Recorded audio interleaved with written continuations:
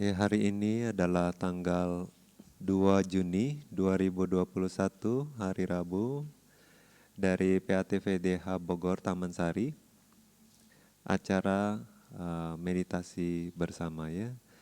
Jadi seperti sebelumnya, Bante akan memberikan pengarahan awal meditasi Anapanasati.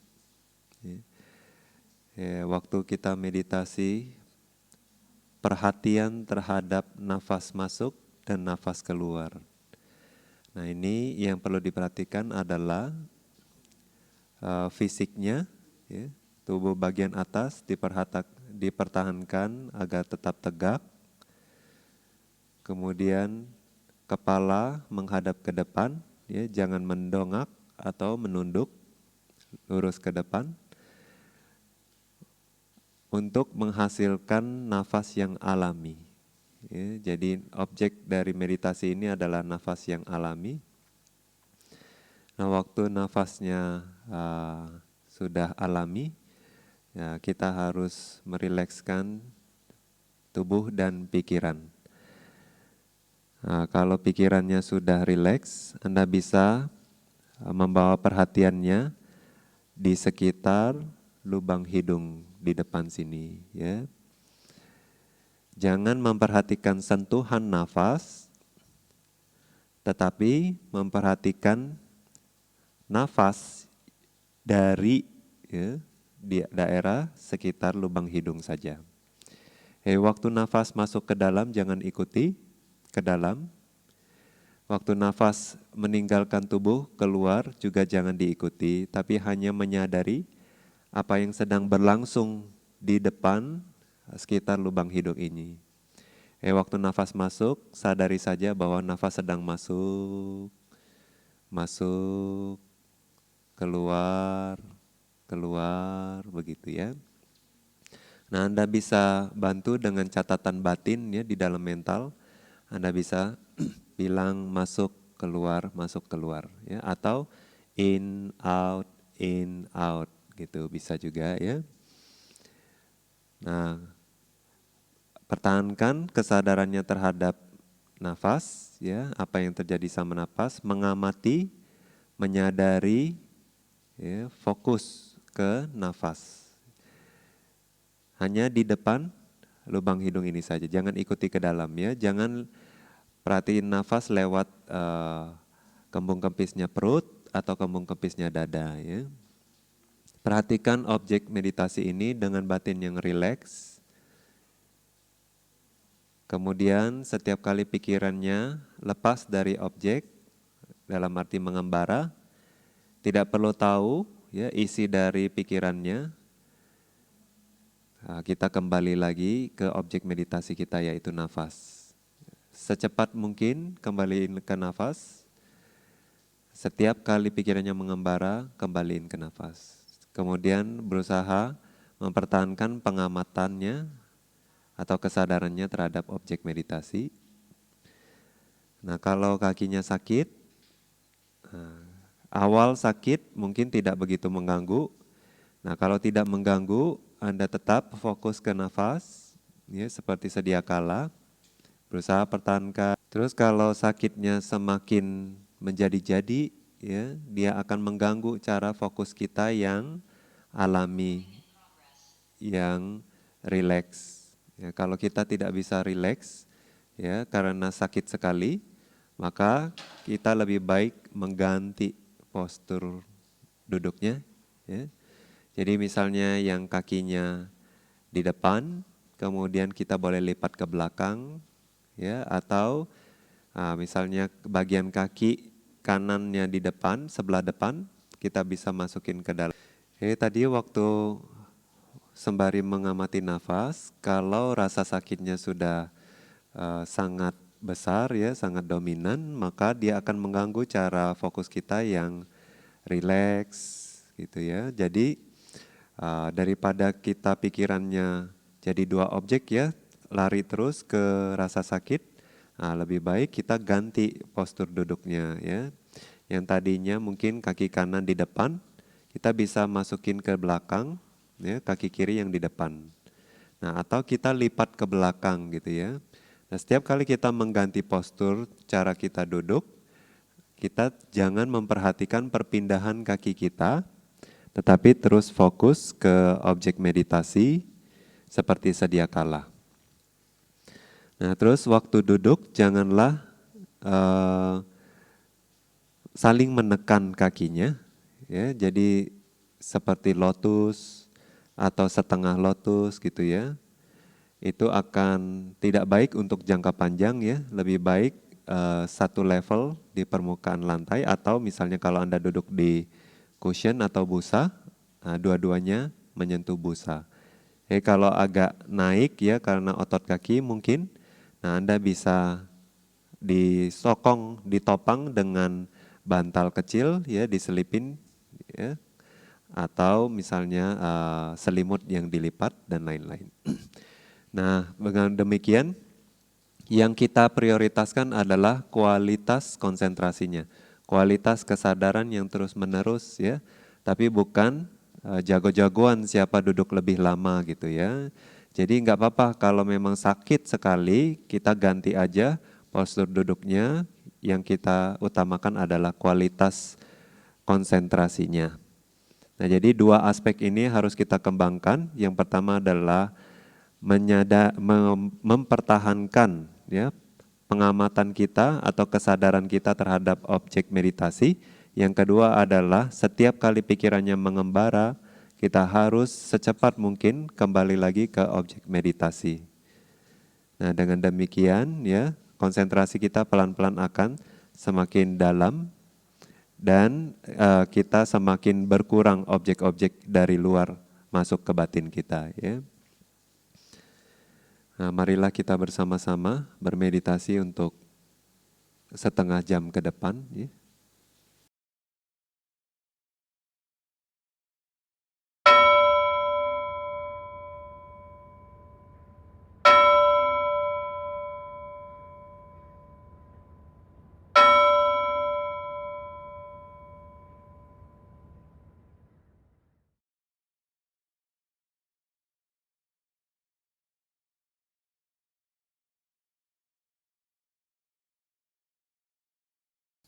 Wanami Bante, Iya kok. kita masuk ke sesi tanya jawab Bante. Kami Boleh. akan bacakan pertanyaan yang sudah masuk di sesi sebelumnya Bante. Boleh. Ada pertanyaan yang kami gabung Bante, yaitu terkait dengan objek Anapanasati Bante. Dari Brother Thomas Handoko dan Sister Yapi Bianca. Kalau dari Brother Thomas Handoko, pertanyaannya adalah, Wandami Bante, sebelumnya Bante telah menjelaskan beberapa jenis meditasi. Bila seorang yogi ingin berlatih meditasi dengan objek lain selain anapana, namun pikiran tidak dapat fokus ke objek lain, pikiran tersebut tetap hanya ingin melihat nafas di sekitar hidung. Apakah dapat dikatakan anapana merupakan objek yang tepat bagi yogi tersebut untuk dikembangkan hingga tahap jana, atau itu hanyalah kecenderungan dari yogi tersebut? Yang kedua dari Sister Yapi Bianca, Wandami Bante, mengapa metode meditasi yang bisa membuat saya tenang dan nyaman hanya anapanasati saja? Jika dicoba metode lainnya, susah konsentrasi dan belum nyaman. Anumodami Bante. Ya, jadi melatih anapanasati ya, di Buddha juga banyak memuji kualitas anapanasati. Jadi Buddha bilang bahwa semua bodhisatta ya, itu mencapai pencerahan menjadi sama Sambuddha itu karena anapanasati. Ya. Terus banyak Paceka Buddha juga menggunakan anapanasati. Nah, bahkan di Visuddhimagga dijelaskan kalau seorang arahat pada saat mencapai kesucian arahat itu karena anapanasati, maka arahat tersebut bisa mengetahui waktu parinibbananya. Jadi waktu kematiannya, tahu persis gitu ya. Nah, jadi anapanasati ini juga selain itu manfaatnya adalah objeknya sendiri adalah objek yang natural ya, alami. Terus semakin lama semakin halus. Maka Buddha juga menjelaskan bahwa Buddha tidak mengajarkan anapanasati kepada mereka yang tidak memiliki sati ya, kesadaran. Karena apa? Objek anapanasati ini dia agak berbeda sama objek lainnya. Kalau misalnya ya kasina, objek kasina. Nah, itu kalau konsentrasi kita semakin kuat, ya, objeknya akan semakin jelas. Ya, misalnya merahnya akan semakin terang. Nah, terus bisa saja ada meditator yang merahnya jadi ketutupan sama cahaya kebijaksanaan, tapi pada dasarnya warna merahnya itu yang tadinya mungkin buram atau kotor, terus semakin pikirannya terkonsentrasi, maka warna merahnya akan semakin jernih, semakin terang. Nah, kalau putih juga seperti itu ya, putih awalnya mungkin buram, tapi semakin putih, semakin terang, semakin gemerlap. Nah, tapi kalau anapanasati, waktu dia konsentrasi semakin kuat, nafasnya semakin halus, semakin tidak terlihat ya, semakin. Jadi karena kualitas objeknya seperti itu, jadi batinnya juga secara natural semakin lama akan semakin damai, semakin tenang. Nah, oleh sebab itu juga Buddha bilang, saya tidak mengajarkan anapanasati kepada mereka yang lemah kesadarannya. Karena apa? Objeknya semakin lama semakin halus. Ya, nah terus nanti harus switch ya ke nimitta. Nah, baru nimitta itu baru sebetulnya dari yang buram dari makin terang ya, baru makin jelas. Tapi waktu tahap nafas itu nafasnya harus dari kasar dulu baru halus, nanti dari halus baru jadi nimitta. Nah, jadi banyak juga yang terjebak ya atau stuck ya, di bagian nafas halus karena kesadarannya kurang ya. Nah, tapi kalau ada meditator misalnya, Bante waktu ajarin objek lain, terus pikirannya kembali lagi ke anapanasati. Nah, itu juga biasanya pemula begitu ya. Dan sulit sekali kita bilang bahwa memang kecenderungannya seperti itu. Tapi yang sering kali terjadi itu karena faktor kebiasaan. Ya, jadi karena terbiasa atau sudah lama berlatih anapanasati gitu ya. Jadi dia pada saat berusaha mengambil objek lain, otomatis balik lagi ke anapanasati seperti itu. Nah, itu juga kita pernah ketemu ya meditator yang dari misalnya tradisi lain. Nah, mereka memperhatikan ada yang kembung kempisnya perut atau kembung kempisnya dada. Nah, jadi waktu kita arahkan untuk menyadari nafas yang hanya di depan hidung saja, dia kembali lagi ke perut, kembali lagi ke dada, seperti itu. Nah, itu hanya faktor kebiasaan aja karena terbiasa meditasi dengan cara seperti itu. Jadi itu kalau dibiasain lagi, balikin lagi ke nafas, balikin lagi ke nafas, maka dia juga bisa berhasil ya. Nah, begitu juga kalau misalnya ya, kita ada kesulitan nih pada saat berlatih anapanasati. Misalnya udah 1 tahun gak berhasil anapanasati ya, di situ-situ aja gak maju-maju. Nah, kita bisa juga bimbing dia dengan objek yang lain misalnya. Nah, jadi waktu dia mengambil objek yang lain itu dia harus lupain nafas, nggak boleh sebentar-sebentar balik lagi ke nafas, sebentar-sebentar balik lagi ke nafas gitu. Nah, karena usaha kita kan untuk biar dia maju gitu ya. Nah, tapi ada yang kalau memang pikirannya itu lebih mudah fokus ke nafas dan konsentrasinya juga bisa makin lama makin dalam, ya kita anjurkan ya udah fokus saja ke nafas dulu gitu ya. Usahain perbaikin terus kualitas satinya ya, perhatian penuhnya.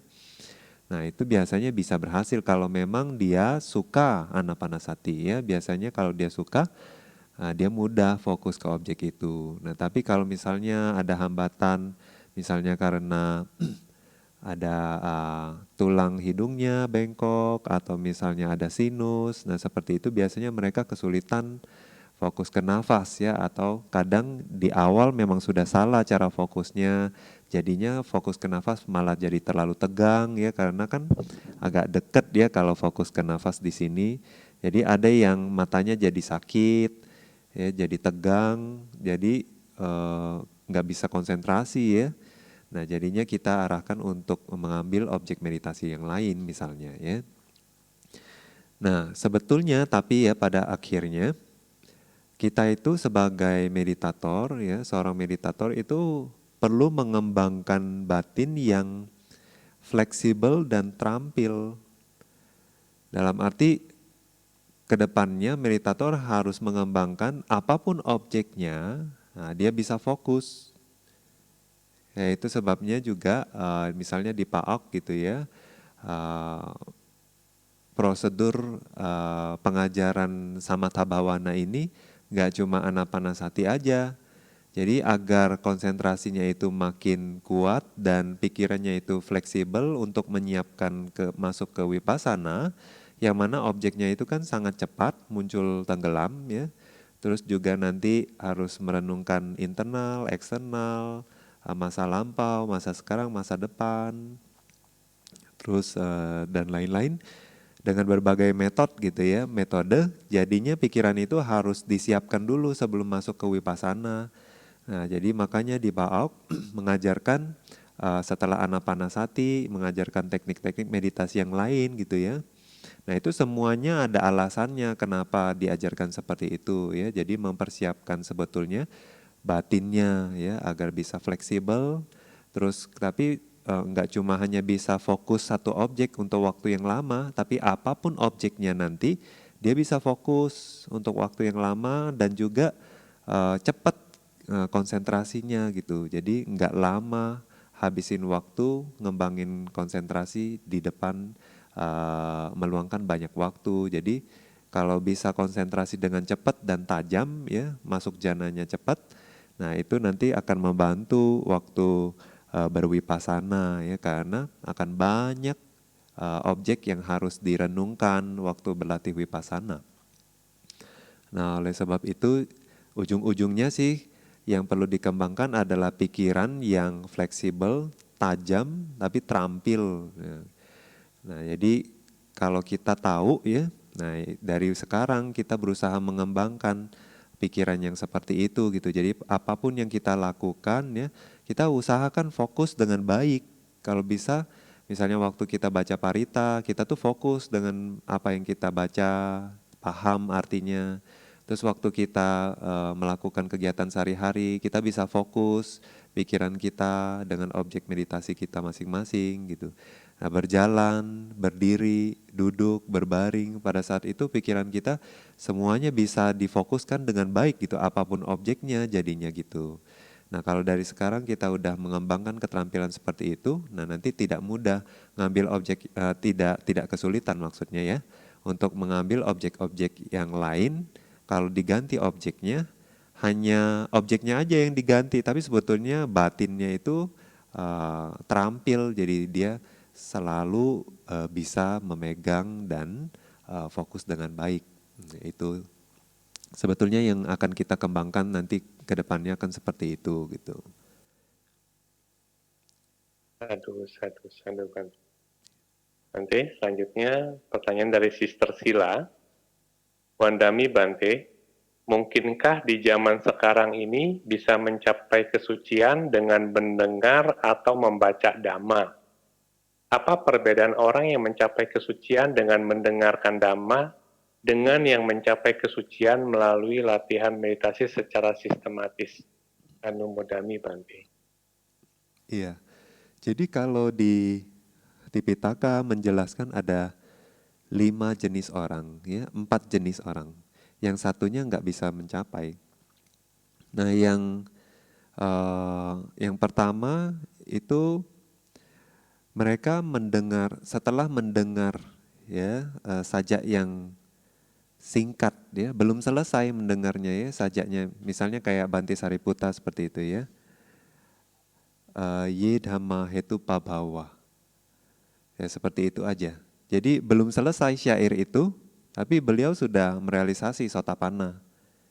Nah ini atas satu jenis makhluk ya. Nah terus makhluk jenis kedua, itu setelah syair itu diselesaikan. Misalnya kayak Bante Moggallana, terus misalnya kayak seperti Bante Kondanya gitu ya, setelah mendengar Sang Buddha membabarkan Dhammacakkappavattana Sutta ya. Jadi itu kan detil, agak panjang ya sutanya, enggak hanya cuma satu syair. Nah hanya di akhir Sutta, Dhammacakkappavattana Sutta, Bante Kondanya merealisasi Sotapanna. Nah ini makhluk jenis kedua. Terus kalau makhluk jenis ketiga, itu harus berlatih ya secara sistematis. Jadi harus dijelaskan dengan detil, juga harus berlatih dengan sistematis. Nah itu baru bisa mencapai. Nah makhluk-makhluk yang katanya di zaman sekarang ya, di Tipitaka jelaskan 2 makhluk yang awal itu sekarang udah nggak bisa lagi. Nah yang bisa itu adalah yang berlatih secara sistematis, setahap demi setahap gitu ya, sila, samadhi, panya. Bukan karena hanya mendengar dhamma lalu bisa merealisasi seperti itu. Ya harus berlatih setahap demi setahap. Nah yang keempat itu dia bahkan nggak bisa merealisasi di kehidupan ini, tapi dia hanya berusaha aja di kehidupan ini mengumpulkan parami. Oke, 4 ya bukan 5 ya, 4 orang ya. Nah di kehidupan ini dia bisa berusaha ngumpulin parami, ya, tapi untuk perealisasian di kehidupan mendatang. Nah itu. Nah kalau yang keempat ini katanya dia bisa ini, kalau dengar dhamma dia ngerti gitu, tapi dia nggak bisa mencapai jhana maggapala di kehidupan ini. Nah itu ada 4 jenis orang, tapi di kehidupan sekarang, yang sekarang di zaman kita ini ya, itu harus berlatih setahap demi setahap baru bisa merealisasi pencerahan. Nah kalau yang mendengar dhamma itu perbedaannya apa? Jadi biasanya yang dengan mendengar dhamma lalu bisa merealisasi, itu juga banyak jenis makhluk ya. Ada kalau seperti Mahasawaka ya, murid besar atau murid utama Sang Buddha seperti Bante Sariputta, Bante Ananda, pada saat bahkan merealisasi Sotapanna saja ya, itu sudah diikuti dengan Patisambhida Jnana. Ya, Patisambhida Jnana itu adalah pengetahuan analisis ya. Jadi bisa menjabarkan apa yang direalisasi. Nah, tapi kalau seperti makhluk biasa, ya itu tergantung parami mereka ya, parami masing-masing. Ya, tergantung kualitas parami mereka. Mereka bisa merealisasi, tapi bisa berbeda juga kualitasnya ya. Ada yang bisa menjabarkan dengan jelas realisasinya, bisa menganalisa realisasiannya.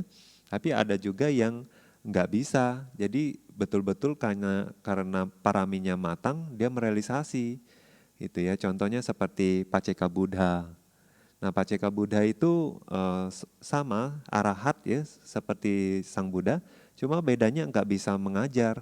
Jadi perealisasiannya itu hanya dia aja yang tahu. Tapi dia nggak bisa menjelaskan secara sistematis begitu bagaimana merealisasi apa yang sudah dia realisasi. Nah, tapi kalau hanya sekedar menganjurkan orang atau memotivasi orang menjalankan sila seperti itu untuk mengembangkan kualitas-kualitas batin seperti sedikit keinginan dan lain-lain, itu Paceka Buddha bisa. Tapi nggak bisa menjelaskan setahap demi setahap bagaimana berlatih untuk mencapai pencerahan gitu. Nah, jadi mereka betul-betul karena parami mereka matang, jadi bisa merealisasi. Nah, seperti misalnya Raja Mahanama atau Raja Sudodana seperti itu ya. Nah, Raja Mahanama itu dia merealisasi Sakadagami ya, Satapana, Sakadagami, dua tingkat pencerahan. Nah, satu hari dia ketemu sama Sang Buddha, dia bilang, Setahu saya sudah merealisasi Dhamma, tetapi kok saya sesekali masih muncul ya lobha, dosa, moha, ya keserakahan, kebencian dan kebautan batin. Kenapa masih muncul gitu? Jadi ternyata dia sendiri kurang paham perealisasian yang sudah dia capai. Nah, jadi waktu itu Buddha jelaskan, ya karena kamu adalah perumah tangga, terus tinggal di sama anak istri di rumah gitu, enggak mudah untuk merealisasi dhamma yang dalam, Sang Buddha ajarin gitu. Terus kamu juga menikmati kesenangan indera, sementara menikmati kesenangan indera gitu kan, enggak mudah untuk merealisasi pencerahan yang dalam. Nah, jadi Sang Buddha ngajarin jhana ke dia ya, agar bisa lebih mencenderungkan pikirannya untuk tidak melekat dengan kesenangan indera gitu. Nah, jadi di sana kita tahu bahwa enggak semua ya Arya dengan perealisasiannya yang mudah ya, yang kita dengar hanya setelah mendengarkan ceramah lalu bisa merealisasi, tapi bisa menjelaskan apa yang sudah dia realisasi gitu.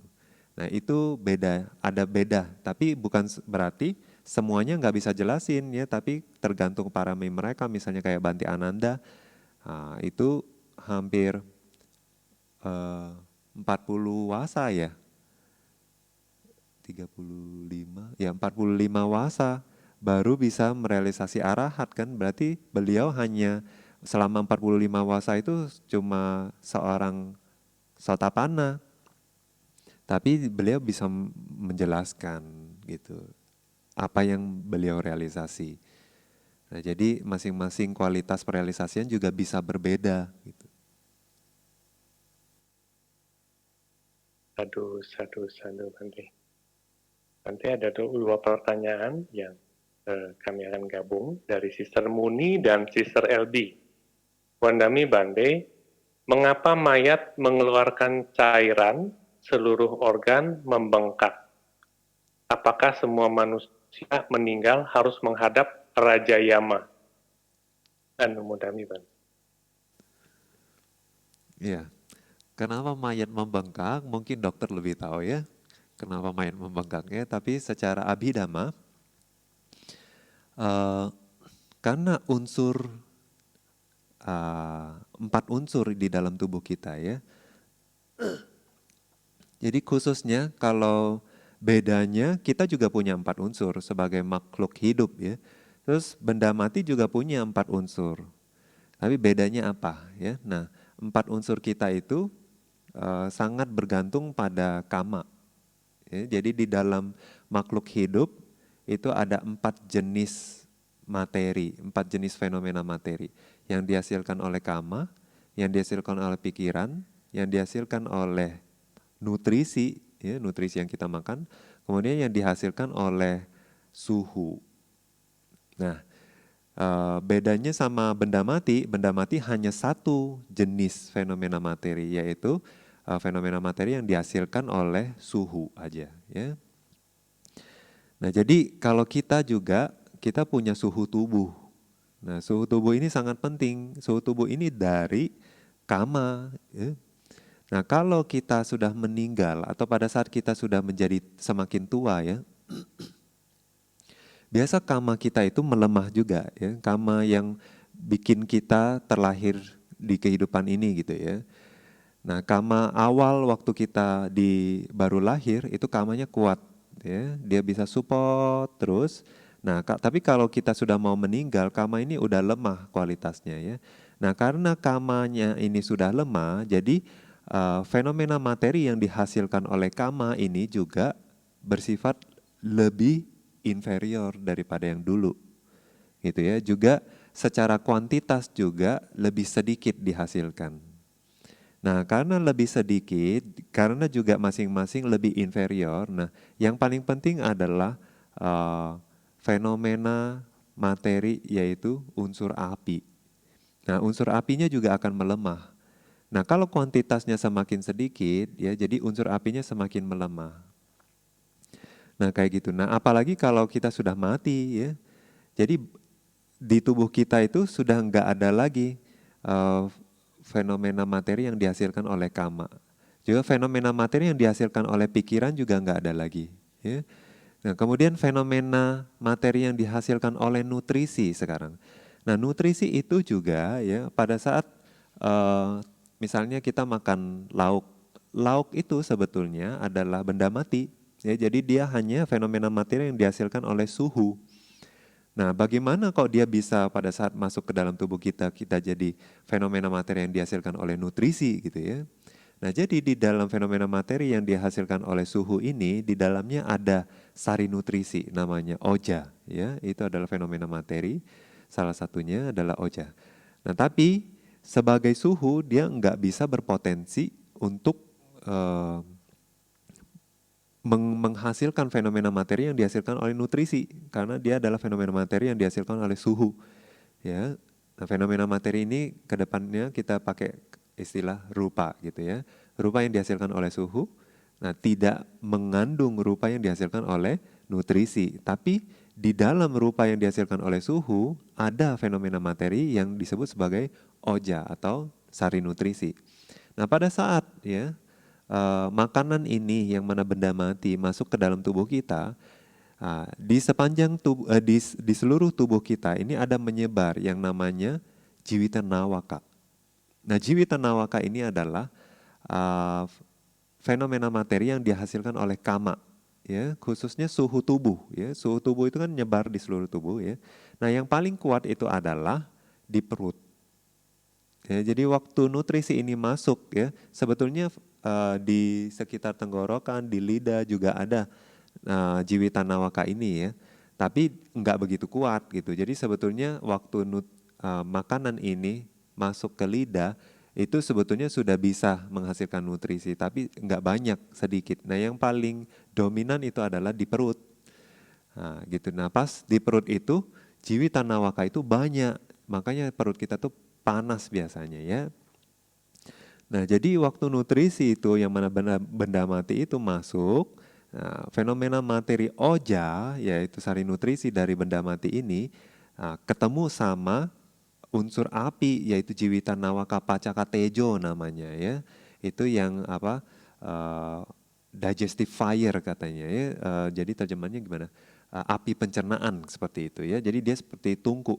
Nah, waktu ketemu, nah itu baru melahirkan aharaja oja. Jadi ya karena uh, oja rupa atau sari nutrisi dari benda mati tersebut bertemu dengan ya panas tubuh jiwita nawaka ini ya pacaka tejo ini yaitu api pencernaan, dia menghasilkan fenomena materi yang dihasilkan oleh sari nutrisi, oleh sebab itu disebut sebagai aharaja oja. Nah, baru di situ beregenerasi ya.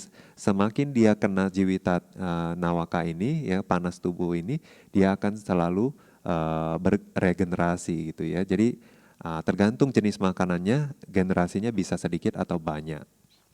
Nah, itu yang terjadi. Nah, tapi pada saat ya kalau kama aja sudah melemah, jiwita nawaka ini juga melemah di seluruh tubuh kita. Nah, kuantitasnya juga semakin sedikit. Jadi api pencernaan kita itu enggak sekuat ya, enggak sekuat waktu kita muda, waktu kita tua ya. Mungkin kita udah enggak nafsu makan, makannya cuma sedikit aja gitu ya. Enggak bisa makan lahap kayak dulu waktu kita masih kecil atau waktu muda dulu. Nah, itu karena api pencernaannya juga udah lemah, pencernaannya juga udah lemah. Nah, karena pencernaannya lemah ya, semua rupa yang lain juga semakin sedikit kuantitasnya. Jadi sari nutrisi ya, fenomena materi yang dihasilkan oleh nutrisi juga semakin sedikit. Oleh sebab itu nanti organ-organ di seluruh tubuh kita juga semakin sedikit mendapat asupan nutrisi. Jadi yang kita makan itu sedikit, terus yang dihasilkan pun sedikit, semakin sedikit gitu ya. Nah, nanti pelan-pelan organ kita mulai shutdown gitu ya. Jadi meredup gitu. Organnya udah nggak bekerja maksimal lagi. Juga karena organ ini kan sebetulnya banyak kamaja-rupa ya yang dihasilkan oleh kama, yang akhirnya menghasilkan organ gitu ya. Sebetulnya nggak ada organ, kalau secara abhidhamma itu hanya rupa aja yang muncul lenyap gitu. Nah tapi banyak unsur kama ya, fenomena materi yang dihasilkan oleh kama, kamaja rupa. Nah tapi kamaja rupa ini udah lemah ya karena dari kama ya, maka nggak menghasilkan banyak kamaja rupa. Nah jadi organ ini juga sudah mulai tidak berfungsi dengan baik gitu ya. Nah, jadi dia saling mengkondisikan, akhirnya tubuh kita ini lama-lama makin lemah, fungsi organ makin lemah gitu ya. Lama-lama akhirnya nggak bisa mensupport kehidupan lagi ya. Pas kamanya berakhir semuanya stop. Nah, jadi waktu kita mati itu, kama jarupa nggak menghasilkan lagi, nggak beregenerasi lagi. Terus ahara jarupa juga karena nggak ada jiwita nawaka, jadi nggak bisa menghasilkan nutrisi lagi. Kemudian cita jarupa ya, fenomena materi yang dihasilkan oleh batin. Nah karena nggak ada batin juga dia nggak lagi berproduksi. Jadi secara kuantitas banyak yang hilang. Nah itu sebabnya yang sisa apa? Tinggal fenomena materi yang dihasilkan oleh suhu. Ya, jadi makanya kita masih punya jasad, masih punya tubuh ya. Nah suhu ini juga karena tidak ada panas dari tubuh ya, dia mulai apa? Dingin kan, lama-lama dingin begitu. Nah, kayak misalnya kita ada genangan air gitu ya. Awalnya airnya bersih, tapi kalau kita diamin, lama-lama dia kan keruh, terus mulai bau gitu ya. Nah, itu yang di tempat terbuka ya. Apalagi yang di tempat di dalam ini, yang mana semuanya itu mulai membusuk ya. Nah, jadi dia itu menghasilkan gas katanya. Jadi terfermentasi seperti itu. Nah, terus di dalamnya juga ada ulat-ulat ya yang udah mulai gerah di dalam itu ya karena udah mulai bau ya, dingin dan lain-lain. Nah, mereka itu semakin liar gitu ya, semakin nggak ada makanan lagi yang masuk, makanan yang baru, jadi nggak fresh kondisinya. Jadi gas di dalam tubuh kita juga mendorong perut kita jadi kembung, buncit, nanti pecah gitu ya. Terus mulai cairan kemana-mana dan lain-lain. Nah itu secara abhidhamma dijelaskan seperti itu.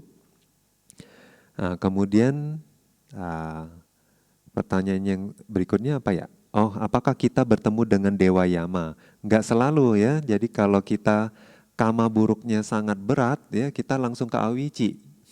Bisa ya. Nah, terus atau kalau kita kama baiknya, kalau karena kama baik ya kita nggak ketemu sama Dewa Yama ya. Kalau kita momen terakhir itu ya, terlahir itu kalau kama baik yang berbuah, kita nggak ketemu sama Dewa Yama. Nah, kita ketemu Dewa Yama ini ya. Nah, Dewa Yama ini ada dua ya. Ada Dewa Yama yang dari surga tingkat tinggi, ya level 4 kalau nggak salah Dewa Yama ya. Nah, ada lagi Raja Yama ya. Disebutnya Raja Yama, tapi dia itu dewa kecil.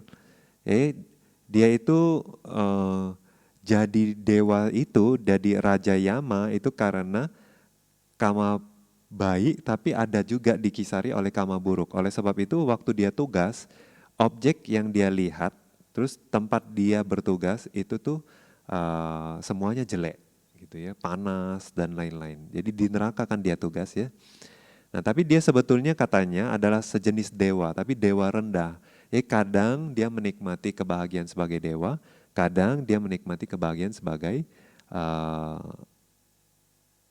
yang bertugas di neraka gitu ya. Jadi tempat kerja dia itu ya nggak bagus gitu ya. Jadi objek-objek yang dia lihat, bau yang dia cium atau tempat yang dia tinggali itu nggak nyaman gitu. Tapi ada kalanya pas dia lagi nggak tugas gitu ya, dia menikmati kebahagiaan sebagai dewa ya, tapi dewa rendah gitu ya.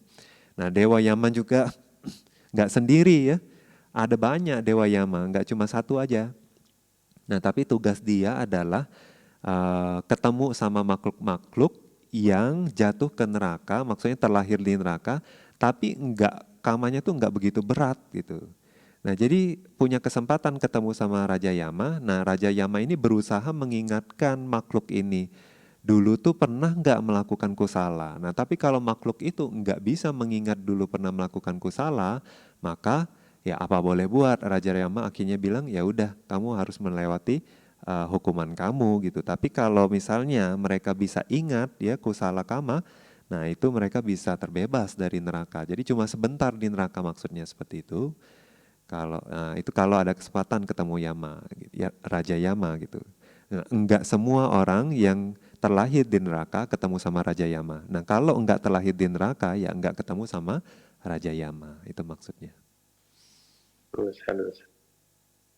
Oke, kita berikan dulu kesempatan untuk yang bertanya langsung. Karena Mita yang ingin bertanya langsung, mohon bisa langsung ke to the point pertanyaannya dan cukup satu pertanyaan. Kami berikan untuk yang belum pernah bertanya dulu nih, Bante ya. Itu Sister Mulyati Gunawan. Ya, Sister Mulyati Gunawan, silakan bisa menyampaikan pertanyaannya dan bisa di-unmute. Wandami Bante. Iya, Sukihotu.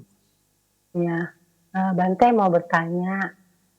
Kalau meditasi, ada yang menyarankan supaya kita tersenyum.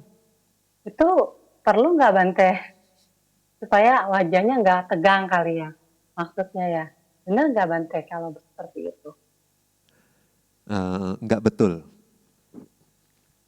Jadi kalau tersenyumnya itu natural ya bisa misalnya kalau orang ada dua jenis meditator ya. Jadi manusia ya, manusia yang terlahir di dunia ini. Kalau dari segi perasaannya ya itu ada dua jenis, bahagia atau netral. Ya, nah ini perihal patisandinya ya, jadi kesadaran awal di kehidupan itu. Nah kalau dia diikuti oleh rasa senang ya, nah itu pada saat meditasi dia mudah senyum. Ya, khususnya meditasi misalnya seperti meta, seperti itu dia bisa sembari senyum. Tapi itu natural, bukan dia sengaja senyum ya. Karena kan dia membayangin orang senyum. Jadi waktu dia ngelihat orang itu senyum, dia bisa otomatis senyum gitu. Jadi kayak meditasinya sembari senyum gitu. Nah ini natural, dia nggak bikin-bikin, dia nggak sengaja senyum ya. Nah yang kedua, uh, orang itu lahir dengan patisandinya perasaannya netral gitu. Jadi waktu dia meditasi, dia enggak cenderung senyum. Meskipun objeknya tersenyum, dia enggak senyum, dia biasa aja gitu. Nah itu ya. Jadi kalau kita lihat yogi-yogi yang meditasi gitu ya, kita bisa juga lihat kalau dia meditasinya agak senyum dikit gitu ya. Nah itu atau kelihatan atau di kehidupan sehari-harinya sering senyum gitu atau mudah bahagia. Nah itu kemungkinan pati sandinya ya kesadaran awal kehidupannya itu diikuti perasaan senang. Jadi maksudnya dulu di kehidupan sebelumnya dia tuh mengumpulkan kama itu, kama bajik, tapi waktu melakukan kama tersebut dia bahagia gitu. Nah, jadi waktu di kama ini menghasilkan akibatnya, dia terlahir dengan pati sandi atau kesadaran awal yang diikuti perasaan bahagia. Nah, tapi kalau waktu dulu melakukan kama itu, kama baik ya, tapi perasaannya netral-netral aja. Nah, jadi waktu kama ini menghasilkan akibatnya di kehidupan yang baru, nah di kesadaran yang paling awal itu diikuti perasaan netral. Gitu ya. Kadang kita kalau lihat bayi juga ya, dia tidurnya nggak mimpi, cuma waktu tidur tuh dia agak senyum gitu. Nah ada kemungkinan bayi ini pati sandinya atau bawangganya ya waktu dia tidur itu sendiri kesadarannya itu diikuti oleh perasaan senang. Oleh sebab itu dia tidurnya agak kayak senyum begitu. Nah ada juga yang seperti itu. Nah tapi itu semua natural. Kalau yang tidak natural itu tidak baik. Ya. Jadi waktu kita meditasi, kalau kita paksain senyum, jadi objek kita jadi dua, konsentrasi kita nggak begitu dalam. Nah tapi kalau dia senyumnya terjadi secara otomatis, ya, nah itu nggak apa-apa. Dia nggak sengaja, dia nggak perlu mempertahankan senyum itu. Tapi senyum itu udah otomatis gitu ya. Nah, jadi nggak bagus kalau sengaja senyum-senyum begitu ya, yang mana tidak natural itu juga Buddha nggak pernah ngajarin seperti itu ya. Satu, Bante. Oke, kita bacakan Pertanyaan yang masuk lewat chat dari Sister Ermawati. Wandami Bante, tadi waktu saya meditasi, nafas terasa lembut, bahkan sampai bisa kaget saat bunyi lonceng tadi. Apakah tadi saya melamun atau gimana ya Bante? Terima kasih. Ya bisa jadi ya karena Anda melamun jadi tiba-tiba Anda kaget atau sebetulnya Anda sebetulnya ketiduran sebentar gitu ya. Nah yang kita sebut sebagai jatuh ke bawangga. Nah bawangga ini apa ya? Dari kata bawa dan angga. Bawa itu kehidupan, angga itu faktor. Biasanya Bante terjemahin sebagai kesadaran penerus kehidupan ya. Atau kesadaran keberlangsungan kehidupan. Nah, karena sebetulnya ya dengan Banti ngomong seperti ini, Banti jatuh ke bawangga beberapa sebentar sekali kan karena kesadaran atau cita itu ya dalam satu jentikan itu katanya banyak jutaan cita sudah muncul lenyap katanya gitu. Jadi dalam waktu 1 detik itu sebetulnya jutaan kesadaran itu muncul lenyap. Nah jadi di proses kita berpikir dan pada saat mengekspresikannya dalam bentuk ucapan itu sebetulnya enggak satu proses pikiran yang terus berlanjut gitu. Nah jadi dia dijelaskan di dalam Abhidhamma ada 2 bentuk kesadaran ya. Kesadaran yang aktif dan kesadaran yang pasif. Nah kesadaran yang aktif itu bentuknya ya proses pikiran. Jadi dia proses, ya, ada sebuah proses. Nah tapi kalau dia nggak ada kesadaran yang aktif ini, maka arus batin kita itu diisi oleh kesadaran pasif. Nah itu yang terjadi waktu kita tertidur lelap ya. Waktu itu kita nggak sedang berpikir, jadi nggak ada proses pikiran, tapi bukan berarti pikirannya stop atau batinnya stop ya, arus kesadarannya nggak stop. Nah, jadi diisi oleh si bawangga ini ya, karena dia itu adalah faktor kehidupan atau kesadaran penerus kehidupan. Nah, jadi dia itu seperti jembatan gitu. Jadi kalau ada jalan, terus tiba-tiba jalannya putus.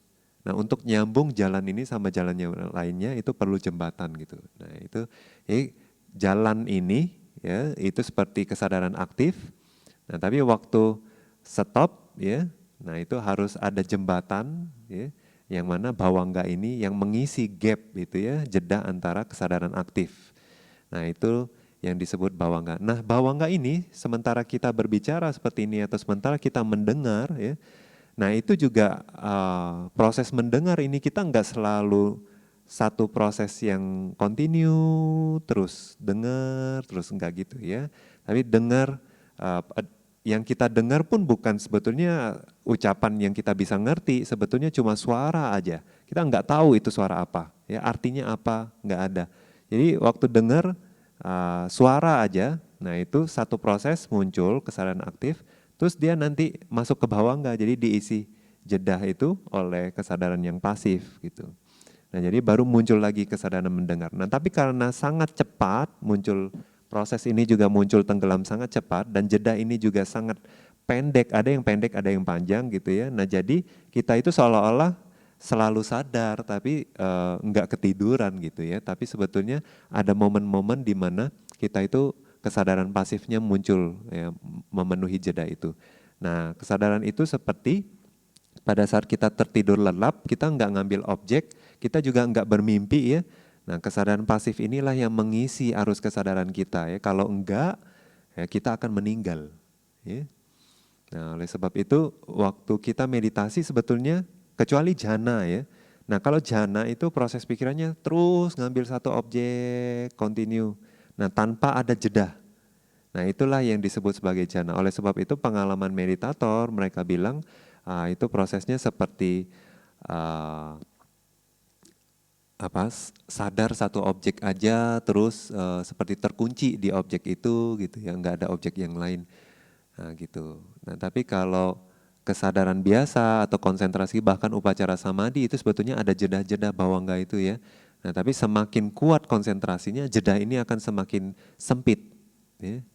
Nah, oleh sebab itu waktu kita meditasi ya, apalagi yang belum tahap konsentrasi yang kuat, nah itu ada jeda-jeda itu muncul. Nah kadang kita jeda ini kalau panjang ya, waktu pikiran kita itu tumpul atau kesadaran kita itu lagi lemah gitu atau fisik kita lagi lemah, biasanya jeda ini akan panjang.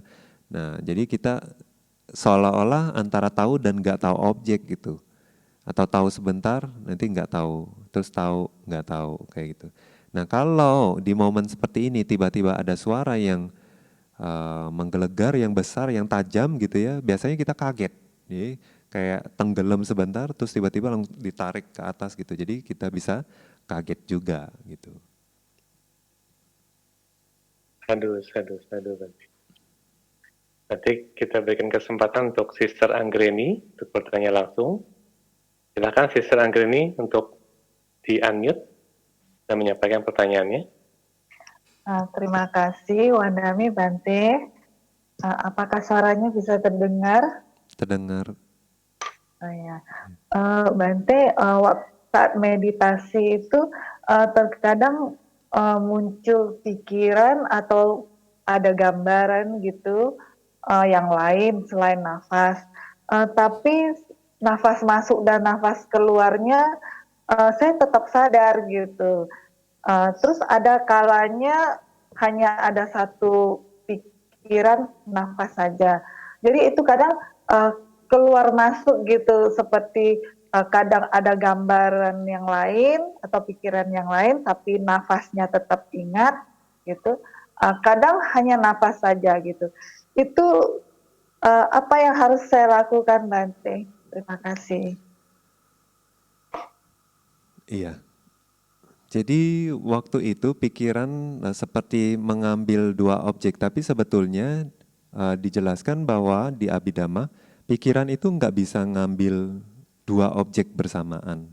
Jadi ya satu objek aja, satu objek. Jadi yang terjadi adalah karena pikiran itu muncul dengan sangat cepat, jadi pikiran Anda terbagi. Ya, ambil objek ini juga, ambil nafas juga, objek nafas, dan yang itu jadi seperti bersamaan. Jadi misalnya kayak kita ngelihat nih di depan kita ya, seolah-olah kita ngelihat banyak objek kan ya, tapi sebetulnya di setiap momen kesadaran itu sebetulnya ngambil satu warna aja, dia nggak bisa ngambil banyak warna. Ya, jadi bahkan nggak tahu bentuknya apa, belum kepikiran. Nah di belakang prosesnya baru kita sadar, oh itu bentuknya seperti ini, atau karena persepsi kita sebelumnya kita udah catat, oh kalau mukanya seperti ini, nah ini kok eko kayak gitu ya. Jadi karena persepsi itu juga kita bisa langsung cepat ngenali orang atau ngenalin objek. Nah tapi maksud Bante, pikiran itu nggak bisa ngambil dua objek dalam waktu yang bersamaan. Nah jadi yang terjadi dengan Ibu waktu meditasi itu sebetulnya pikirannya terbagi. Nah itu sama aja seperti waktu kita membaca ya. Waktu kita baca seperti seolah-olah kita juga dengar suara di luar, kegaduhan di luar. Nah tapi biasanya kalau kita baca seperti itu ya, tergantung kita tertarik nggak sama suara luar. Kalau kita tertarik ya kadang-kadang kita seolah-olah membaca, tapi nggak begitu jelas apa yang kita baca. Ya, nggak langsung mengerti gitu. Nah, jadi biasanya kalau kita udah sadar, tadi saya baca apa? Nah terus kita perhatikan dengan lebih cermat gitu. Kita baca dengan lebih cermat. Nah waktu itu kita langsung baca, langsung juga memahami apa yang kita baca. Nah waktu itu sebetulnya suara di luar nggak terdengar, ya. Nah jadi hanya sebagai latar belakang gitu, tapi nggak begitu kita perhatiin karena kita nggak fokus ke sana. Nah intinya adalah waktu terjadi seperti itu, misalnya waktu kita fokus ke nafas, ya, seperti ada celoteh di latar belakang gitu ya, pikiran itu menganalisa dan lain-lain, atau sembari ngomong sesuatu gitu. Nah itu nggak bagus sebetulnya ya. Tapi maksud Bante, Anda harus perbaiki kualitas fokusnya aja. Kesadarannya itu coba lebih dideketin lagi ke objeknya. Dalam arti deketin ini maksudnya bukan seperti di Zoom gitu ya, bukan. Tapi maksud Bante lebih cermat lagi, lebih teliti lagi, coba memperhatikan nafasnya. Jadi perhatiannya itu lebih ditambah lagi gitu. Nah kalau perhatiannya ditambah, biasanya celoteh ini akan diam. Nah, karena dia nggak bisa sharing. Yang kita bisa lakukan cuma 100%, nggak bisa 150 gitu ya, 100%-nya di nafas, terus 50-nya sampai nyeloteh gitu, nggak bisa. Nah jadi pasti kalau kita 100% ke objek meditasi kita, yang lain pasti stop, diem ya. Jadi kita nggak bisa sembari berpikir, sembari fokus ke objek, gitu nggak bisa. Nah yang ada kemungkinan apa?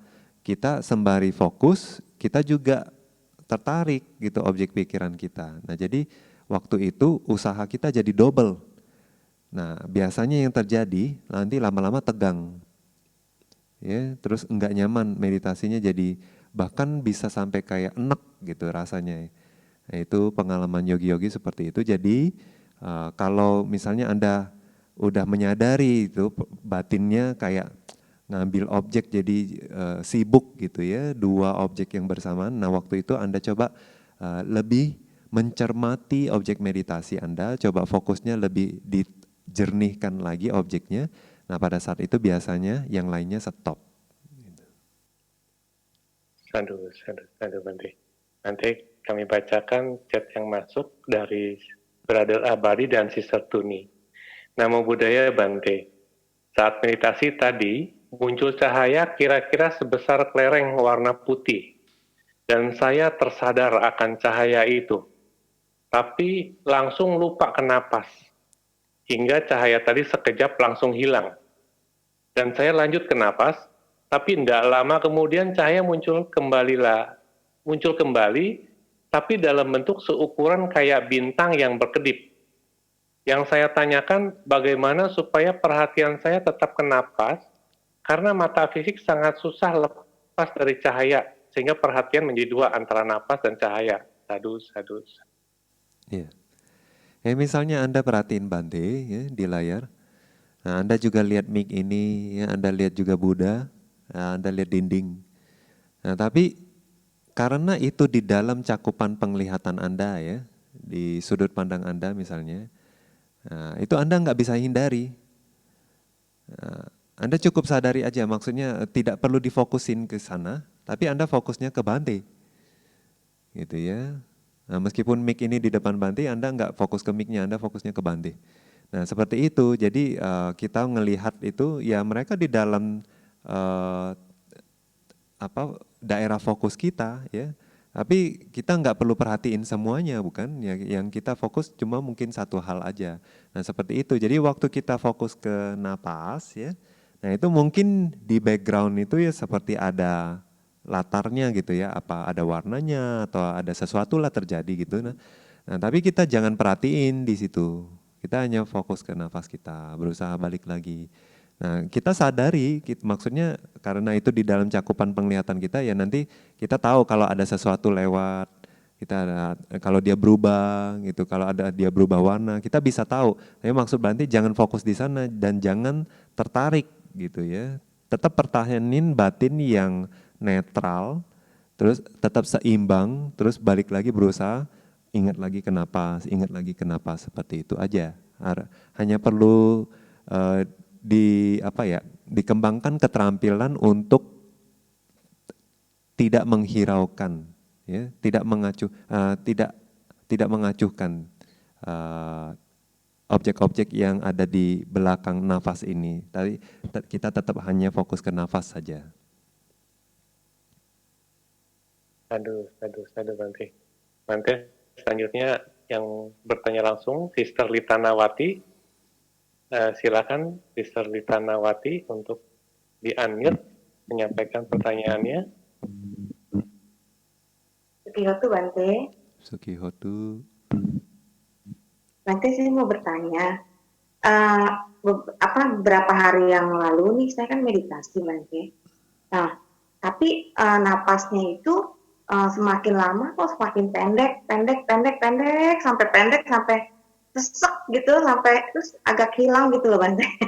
Terus nah udah gitu juga jadi sesek banget gitu ke ini. Tapi saya tetap usahain ke napasnya lagi.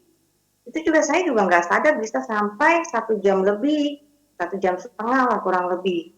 Seperti ya maksudnya meditasinya biasanya susah banget Bante. Biasanya ya. Nah, jadi ini tuh nggak tahu kenapa itu tiba-tiba seperti itu dan napasnya itu makin pendek sampai hilang. Nah, kemudian tapi saya perhatiin terus saya coba cari lagi napasnya, terus ada lagi. Nah, terus tapi dia selalu pendek itu. Nah, jadi bagaimana ya Bante untuk ngatasinnya? Karena agak sesek juga sih, kadang-kadang ke dada itu agak sakit juga gitu, menyesak gitu. Jadi seolah-olah napasnya nggak ada gitu. Jadi ngap Bante. Demikian Bante. Kasih. Ya, biasanya itu karena Anda secara tidak sadar mengendalikan nafas. Nah, karena kalau kita nafasnya alami ya, itu kita tidak semakin lama semakin sesak. Ya, jadi pengalaman meditator biasanya kalau makin lama makin sesak, napas semakin pendek ya, itu secara tidak sadar kita tuh mau fokus dengan kuat ke napas ya, jadinya kita mengendalikan nafas. Ya mungkin Anda perhatiin kalau misalnya waktu kita mau melihat sesuatu yang kecil ya, sebetulnya kita sedikit banyak menahan nafas. Ya misalnya kalau kita mau masukin benang ke lubang jarum gitu ya, nah kita itu akan tahan napas, terus berusaha masukin. Terus juga misalnya pada saat kita ngelihat tulisan yang kecil kali ya, misalnya kayak botol suplemen ya, yang tulisannya kecil, kita tuh agak nahan nafas untuk bisa melihat dengan atau bisa fokus dengan lebih dekat gitu ya. Nah itu hati-hati, jadi waktu kita fokus ke nafas, makanya Bante selalu wanti-wanti bilang nafasnya itu biarin alami aja, terus pikirannya itu harus rileks, nggak boleh terlalu mau fokus dengan kuat gitu ya. Nah jadi usahanya itu harus selalu diseimbangkan sesuai dengan nafasnya. Jadi kalau di depan nafasnya kasar, ya udah kita seadanya aja, nggak perlu pegang kuat. Ya. Nah, terus nanti dia lama-lama makin halus, makin halus. Nah, kalau makin halus itu kita harus agak mencermati, jadi lebih berusaha mengamati dengan lebih dekat lagi. Dekat dalam arti bukan jaraknya dekat, tapi maksudnya lebih jernih gitu agar objek itu nggak lepas dari perhatian kita. Nah itu yang perlu dikembangkan. Nah terus mungkin Anda juga perlu perhatikan tempat Anda meditasi ya. Kalau terlalu pengap itu juga kurang bagus. Terus Bante beberapa perhatikan juga meditator ya di sini khususnya, mereka saking ingat protokol kesehatannya mereka pakai masker sambil meditasi. Nah, itu juga kurang bagus ya. Jadi itu nanti nafasnya agak kurang plong gitu ya. Jadi kalau meditasi bagusnya di tempat yang udaranya, sirkulasi udaranya bagus gitu ya. Nah di tempat yang seperti itu bagus untuk meditasi anapanasati ini. Juga misalnya kalau terlalu panas ya, dia bisa, nafas kita bisa terganggu ya. Nah, tapi bukan berarti nggak bisa nafas ya. Yang penting tempatnya sirkulasinya bagus. Kalau agak panas juga nggak masalah. Tapi kalau panas dan sirkulasi udaranya yang nggak bagus, nah itu bisa mempengaruhi nafasnya. Jadi bisa nggak alami gitu ya. Nah, terus Anda perhatikan kalau nafasnya itu masuk cepat, keluarnya lama itu ya. Nah itu juga kurang bagus untuk jangka panjang. Jadi yang paling bagus itu masuk sama keluarnya itu balance.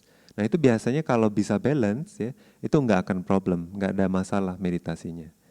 Nah kalau masuknya cepat, keluarnya lama, nah itu bisa jadi Anda punya sinus, ya. Jadi waktu keluar dia tersendat gitu ya, tapi karena kebutuhan tubuhnya, waktu narik cepat. Nah atau misalnya ada tulang rawan ya di hidung Anda, jadi lubang hidung itu enggak plong, ya, atau misalnya Anda lagi flu, atau misalnya karena yaitu faktor lingkungan gitu ya. Jadi kalau bisa itu masuk sama keluar itu balance. Nah kalau balance biasanya nggak ada problem. Oke, nanti lanjut satu pertanyaan dari Brother Rudy Kwan. Namo Buddhaya Bante, bagaimana posisi duduk meditasi yang baik supaya tidak cepat kesemutan? Ya, duduk yang baik ya. Misalnya kalau meditasi ini ya, menurut hasil pengamatan kami, meditasi bersila itu konsentrasinya paling bagus. Ya.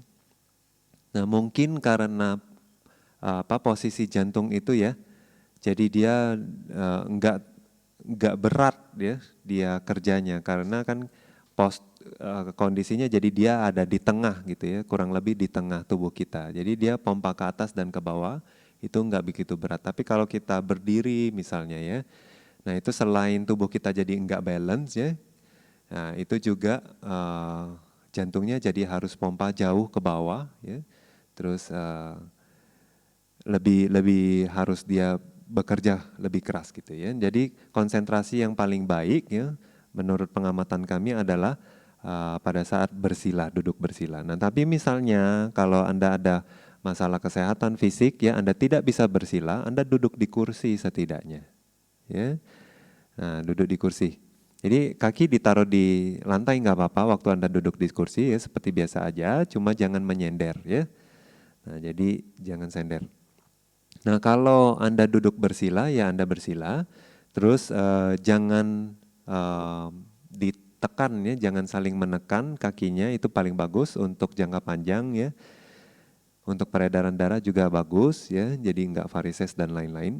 Terus kalau bisa di bagian bokong ya, di bagian pantat itu dikasih alas duduk yang lebih tinggi dari yang Anda dudukin.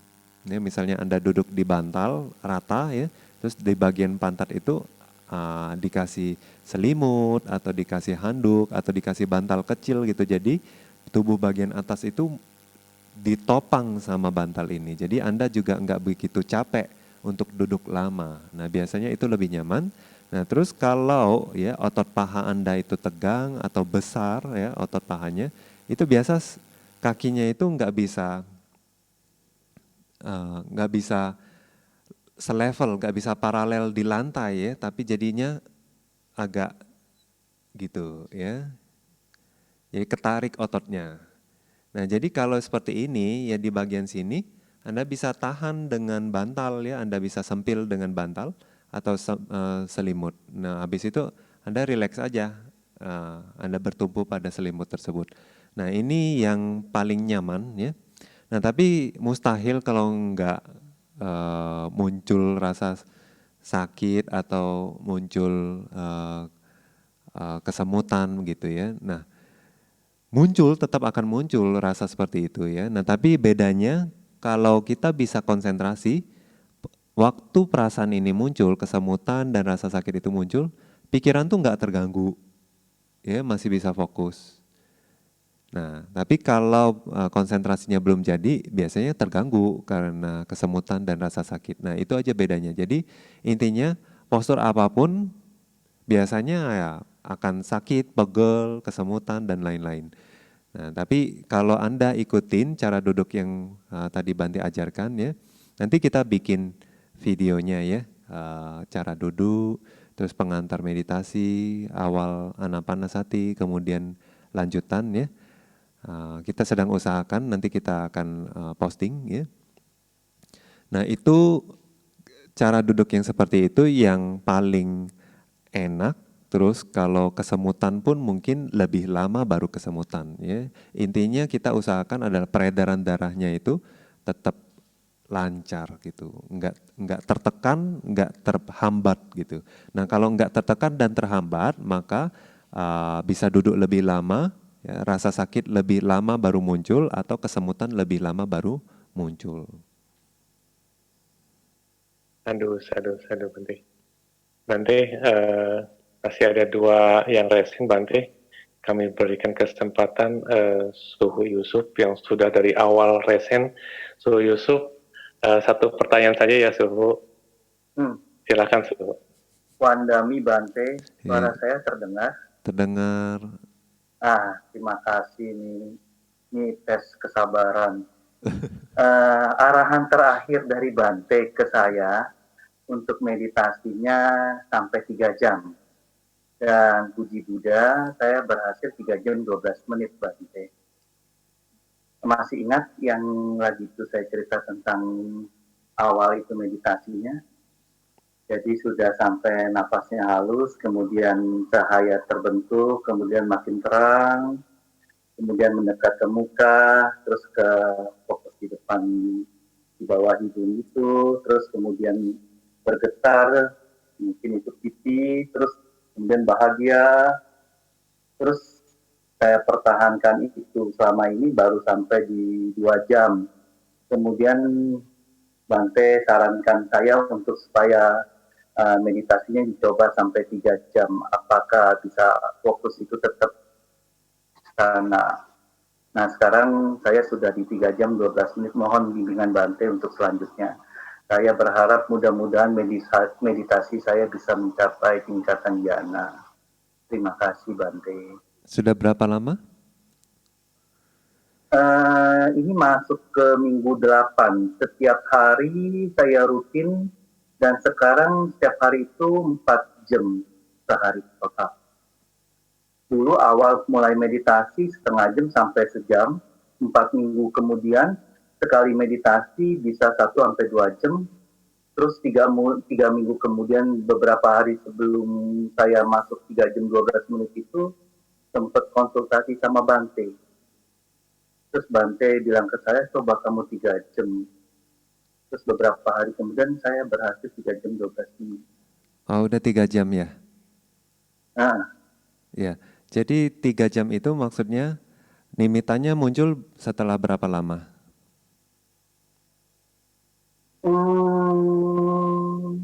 tentang waktu saat saya udah mencapai di sana, saya udah tidak ingat lagi tentang waktunya Bante. Tahu-tahu saya berasa sebentar karena saya nggak pakai alarm itu saya setting 4 jam. Bukan maksud Alarm saya Bante, setting 4 jam. waktu duduk langsung nafas dan cahaya bergabung? Ya, karena sudah terlalu mungkin karena udah terlalu ini ya. 8 minggu setiap hari dan rutin 4 jaman. Jadi memang ada perbedaan. Kalau dulu saya harus sampai ke napas yang tenang, lembut, baru cahaya terbentuk. Kalau sekarang saya tutup mata, nafas sebentar, cahaya langsung terbentuk. Oh, Terus perbedaannya PT-nya juga dulu tuh bergetarnya luar biasa, bahagianya juga sukanya luar biasa. Sekarang mungkin karena udah terlalu sering, jadi ya seperti biasa lah gitu loh. Perbedaannya di situ gitu. Cuma setelah habis 3 jam, setelah seperti itu saya nggak tahu lagi apa yang harus saya lakukan. ya sekarang waktu memperhatikan nimitanya bagaimana? Tetap terang, tidak ada perubahan, konstan. Saya berhenti. Terang ya? Hmm. Terus selama 3 jam itu terang dia? Iya, kecuali kalau saya mau membangunkan diri saya, maksudnya mau saya stop meditasi itu. Oh iya. Jadi bagaimana kualitas konsentrasinya? Makin lama makin, jadi gini ya Bante, yang terakhir saya meditasinya seakan-akan bisa, jadi pada saat itu cahaya muncul, terus terang, saya tahu oh ini yang disebut istilahnya dalam bahasa Pali atau Vitaka atau Wicara itu. Oh ini tuh Vitaka Wicara gitu. Kemudian pas bergetar itu, oh ini piti toh gitu loh. Terus sudah gitu pas bahagia timbul, oh ini yang disebut suka toh. Terus pada saat nyatu semua karena getaran itu dari kepala terus ke bawah badan, terus dada sebelah kiri itu seperti ada something gitu loh. Terus semenjak itu terus udah stop tuh di situ, berhenti. Fokusnya tetap di situ, terus nggak pecah-pecah lagi. Iya, jadi jangan Nah, perhatiin enggak. Pak Yusuf ya. Jangan kalau fenomena-fenomena itu bukan sekarang kita analisa ya. Jadi kalau dia muncul biarin aja, tetap fokus ke nimitta ya. Nah, sekarang kalau sudah bisa 3 jam, coba pertahankan beberapa sesi. Misalnya 3 jam jangan satu sesi aja, tapi besok juga coba 2 sesi. Sesi berikutnya. Jadi maksud Bante 3 jam itu nggak cuma 1 kali aja, 2-3 kali kalau bisa begitu. Nah kalau supaya stabil ya Bante ya. Supaya stabil ya, jadi kualitasnya supaya stabil ya, konstan. konsisten maksudnya begitu. Jadi Ah, ah, ah. nah habis itu baru sebetulnya Bante mau saranin Anda berlatih di tempat meditasi. Jadi bisa diskusi langsung ya, karena kedepannya akan banyak yang harus didiskusikan. Terus gurunya juga, pembimbingnya juga akan banyak tanya, yang banyak yang dievaluasi. Nah, jadi lebih baik kalau Anda di tempat meditasi yang ada guru yang bisa bimbing. Gitu. Nah, itu lebih bagus. Untuk ke tahap berikutnya ya, ini penting. Nah, khususnya kalau mau ke level meditasi yang lebih dalam lagi, nah itu butuh kondisi yang tepat biar bisa progresnya signifikan gitu ya, biar bisa matang kebijaksanaannya. Nah, seperti itu. Nah, kita juga ada cabang ya di Cina. Nah, Ko Eko udah kasih mungkin informasinya? Belum dapat Bante nanti. Belum dapat. Ya, di Cina juga kita ada cabang, cuma kita nggak tahu alamatnya ya. Nanti Bante cari tahu ya. Oh, terima kasih, terima kasih. Kalau dia ada kan ada pakai WeChat, saya bisa hubungan gitu. Iya. Nah, Ya, kalau gitu, terima kasih banyak Bante. Ya, terima kasih. Ya. Terima kasih. Ya, pertahanin konsentrasinya ya, jangan sampai drop. Ya, terima kasih Bante. Bante, waktu sudah penunjukan jam 9:03 Bante. Ya. Tidak terasa begitu banyak yang sudah dibahas Bante. Anu Modami atas penjelasan di sesi tanya jawab ini Bante. Sadu. Sahabat Dhamma, karena keterbatasan waktu, mohon maaf, sesi tanya jawab kami akhiri sampai sini. Untuk pertanyaan-pertanyaan yang masuk lewat chat, kami akan tampung untuk dibahas di next session di Rabu depan. Jadi nanti kami akan rekap pertanyaan-pertanyaannya. Terima kasih Kalamita yang sudah bergabung dan sudah berpartisipasi di sesi tanya jawab ini. Semoga semakin menambah pemahaman kita semua dalam berlatih meditasi. Sadu. Kalamita, mari kita bersama-sama melimpahkan jasa kebajikan yang telah kita lakukan dengan pelimpahan jasa. Pelimpahan jasa akan dibimbing oleh Ibu Janukamsa. Mari kita semua bersikap anjali. Sekarang waktunya kita melimpahkan jasa kebajikan yang sudah kita lakukan hari ini dan di waktu-waktu sebelumnya ya. Kita limpahkan jasa kebajikan ini kepada sanak keluarga dan teman-teman kita yang sudah meninggal, dan juga kita limpahkan kepada para dewa dan semua makhluk. Semoga mereka bisa ikut berbahagia atas kebajikan yang kita lakukan. Dan tidak lupa, semoga kebajikan ini jadi penyebab pendukung dalam usaha kita melenyapkan kekotoran batin dan mencapai kebahagiaan sejati, nibbana. Marilah kita bersama-sama melimpahkan jasa. Eta wata ca amhehi sambhatang punya sampadang sabe dewa anumodantu sabe bhuta anumodantu sabe satta anumodantu sabba sampati siddhya idang me nyati nang hotu sukhita hontu nyatayo idang me nyati nang hotu sukhita hontu nyatayo idang me nyati nang hotu sukhita hontu nyatayo idang me punyang asawa kaya wahang hotu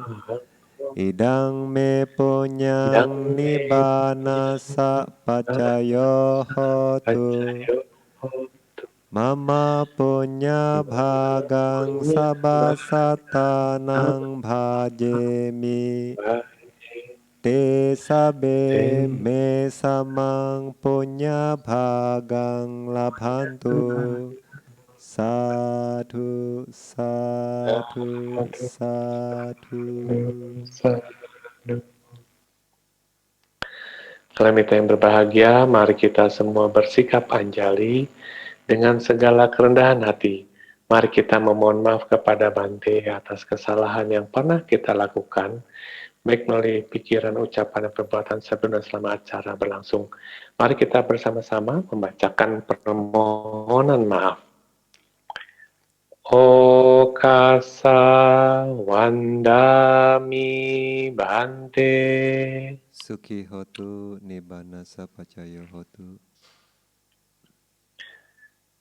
Maya katang punyang samina anumoditabang. Sadu, sadu anumodami. Samina katang punyang mayang databang. Sadu, sadu anumoditabang. Sadu, sadu anumodami. Okasa dwaratayena katang sabang. Acayang kamatame Bante. Kamami kamitabang. Sadu okasa kamami Bante. Sukhi hotu nibbana sapacayo hotu.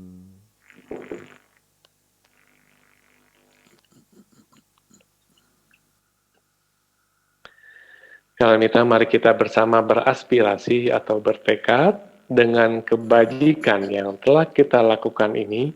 Semoga ajaran Buddha bertahan lama dengan menyebutkan Buddha Sasanang Cirang Tithatu sebanyak 3 kali. Mari kita ucapkan bersama-sama. Buddha sasanang cirang tithatu. Tithatu. Buddha sasanang cirang tithatu. Buddha sasanang cirang tithatu. Sadhu, sadhu, sadhu. Terima kasih Bante atas dhamma yang telah dipaparkan, penjelasan tentang berlatih meditasi sangat bermanfaat untuk kami semua. Anumodami. Semoga kebajikan yang telah kami lakukan pada hari ini, yaitu mengambil 5 sila, berpraktek dhamma, mendengarkan dhamma, dan melakukan limpahan jasa dan berlatih meditasi menjadi sebab yang baik untuk mengkondisikan penghancuran kekotoran batin dan menjadi sebab yang baik mengkondisikan pencapaian nibbana. Sadhu, sadhu, sadhu. Bante, acara meditasi malam ini telah berakhir. Apabila Bante ingin beristirahat, Bante dipersilakan live meeting. Terima kasih Bante. Anumodami.